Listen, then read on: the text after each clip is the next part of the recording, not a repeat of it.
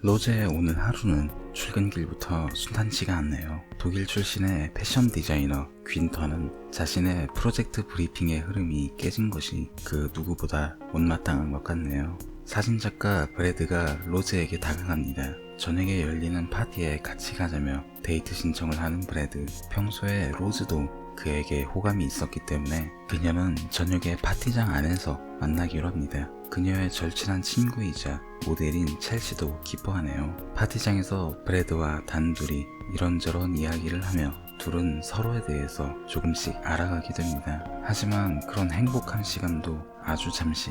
그녀는 화장실에서 충격적인 이야기를 듣게 됩니다. 사실은 첼시가 브래드에게 로즈와 만나보라고 사주를 했고 브래드도 부탁을 못 이겨 그렇게 하기로 했다는 내용이었죠. 로즈 입장에선 정말 배신감이 어마어마할 것 같네요. 로즈는 첼시에게 분노를 쏟아내고 결국 파티장을 뛰쳐나오게 됩니다. 하지만 진짜 비극은 여기서 시작이었습니다. 오토바이로 달리던 도중 맞은편에서 온 차를 못 본 로즈. 결국 사고로 인해 그녀는 중상을 입게 됩니다. 무려 일주일 동안 혼수 상태였던 로즈. 다행히 깨어났지만 그녀는 얼굴에 심각한 부상을 입게 됩니다. 자신의 얼굴을 보고 충격에 흐느끼는 로즈. 말도 할 수 없기 때문에 일은 한동안 강제로 쉬어야 할 판이네요.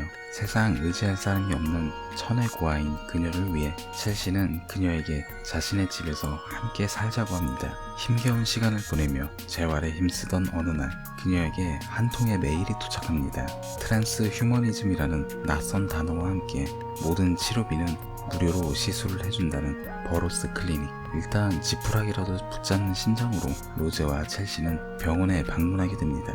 버로스 박사는 로즈에게 모든 치료비는 무료이며 상류층은 모두 받고 있는 치료이니 자신을 믿으라는 말을 합니다. 로즈는 여기서 더 잘못될지도 모른다는 불안감에 주저하지만 첼시는 그런 그녀를 위로하며 한번 믿어보자고 합니다. 결국 버로스 박사에게 수술을 받는 로즈.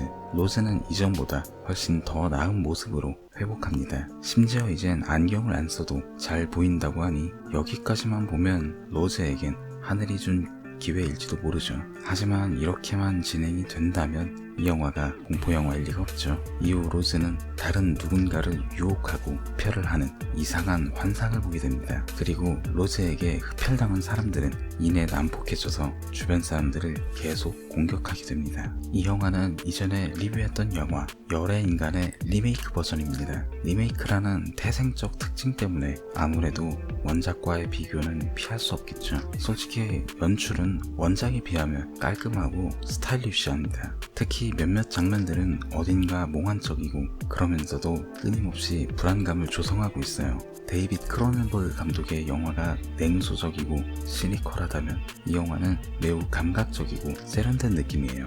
이걸 가장 잘 보여주는 장면이 로즈가 악몽을 꾸는 장면입니다. 개인적으로 이 영화에서 명장면으로 꼽고 싶은 장면이에요. 이렇듯 연출 면에선 자신의 개성을 유감없이 드러내지만 아쉽게도 이 영화는 각본에서 뒤로 갈수록 갑자기 방향을 잃고 헤매기 시작합니다. 사실 원작에선 치료를 받은 주인공이 갑자기 괴물이 돼버려서 뭔가 납득이 가능한 설명이 전혀 없는 게 조금 아쉬웠어요. 이 영화의 경우 뭔가 수상쩍은 치료가 문제라는 암시를 누가 봐도 쉽게 알 수 있었던 건 참 좋았습니다만 문제는 후반부로 갈수록 드러나게 됩니다. 원작은 타인에 대한 공포를 은연중에 드러내지만 이 영화의 경우 뒤로 갈수록 그저 흔하디 흔한 좀비 영화처럼 흘러가게 됩니다. 마치 작은 불씨가 거대한 산불이 되는 것처럼 도시 하나가 서서히 마비가 되어갑니다. 이 영화가 그 원인이 확실한 좀비 영화였다면 모르겠지만 애초에 이 영화는 좀비 영화가 아니라는 게 문제예요. 심지어 채식주의자였던 로즈가 시술을 받은 이후 점점 피에 집착한다는 설정은 줄리아 듀코나우 감독의 영화 로우와 비슷해요. 심지어 결말에서 드러나는 반전 같지 않은 반전은 대체 왜 원작에 없는 내용을 굳이 집어넣었을까 싶은 느낌까지 들게 만듭니다. 한마디로 말하자면 사족이 너무 많아요. 게다가 이에 그치는 게 아니라 후반부에는 갑자기 괴물이 되는 피해자까지 나오면서 이 영화가 무슨 영화였지? 하는 정체성의 의문까지 생깁니다. 원작이 다른 장르의 특징을 살짝 비틀어서 전혀 다른 재미를 창조했던 것과 비교해보면 이 영화는 욕심도 많고 사공도 너무 많아요. 패션쇼 장면에서 이 영화의 피날레를 기대했지만 다른 의미에서의 끝내주는 피날레가 됐네요. 이 영화에 대한 제 기대와 평가를 끝내주는 피날레요. 이 영화를 보면 공감된 부분은 그저 저 역시도 로즈처럼 직장 생활을 하고 있으며 그것이 쉽지 않다는 것 뿐이었음을 알리면서 저는 이만 오늘의 가이드 마치겠습니다. 이상 가이드 B였습니다. 감사합니다.